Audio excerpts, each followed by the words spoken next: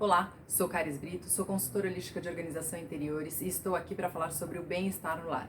E no vídeo de hoje eu continuo falando sobre a numerologia, ou seja, como que a numerologia da casa ela impacta na hora da gente reformar.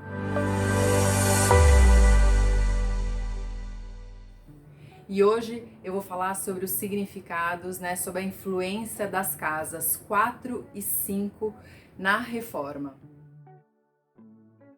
Quando a gente está falando de uma casa 4, que tem a numerologia 4 e a gente pensa em reformar essa casa, os cuidados que a gente tem que ter são muitos, na verdade.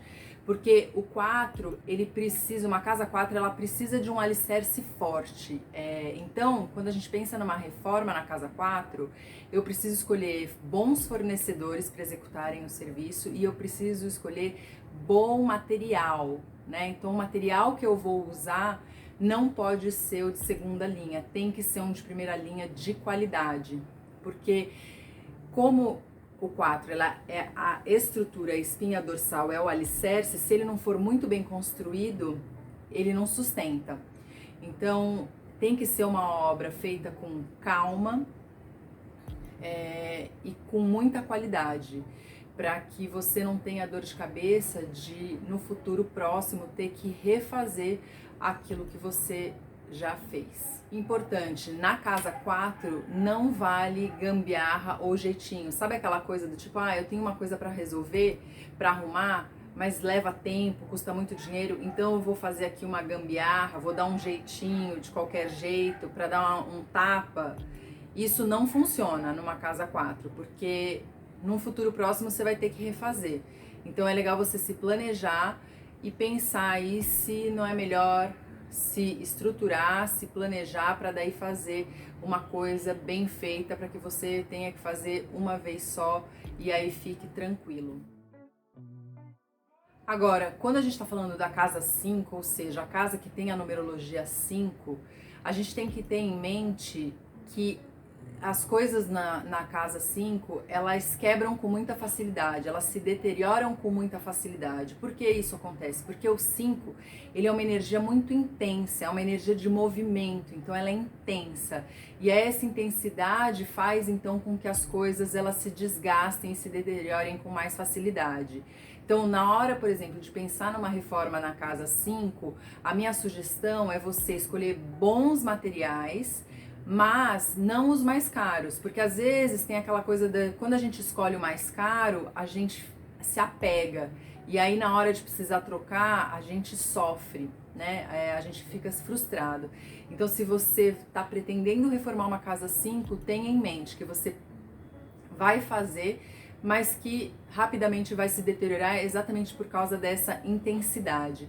Uma outra coisa importante na casa 5 é procurar dentro do terreno do imóvel, onde tem água, lençóis freáticos, poços, fossas, e tomar cuidado para, principalmente se você está falando de casa, na hora de construir até o apartamento, na hora de você construir, você não construir, por exemplo, um quarto em cima desses locais, porque o que acontece? A água, ela mexe muito com a nossa emoção, então se a gente constrói, por exemplo, um quarto de dormir em cima de um lugar de água, ou próximo, ou onde a nossa cabeça está encostada no encanamento da água do banheiro, por exemplo, numa casa 5, em especial, a água normalmente ela mexe muito com as nossas emoções, mas numa casa 5 esse impacto ele é ainda mais forte, porque afeta muito o nosso emocional e pode trazer muitos problemas psicológicos e problemas de saúde.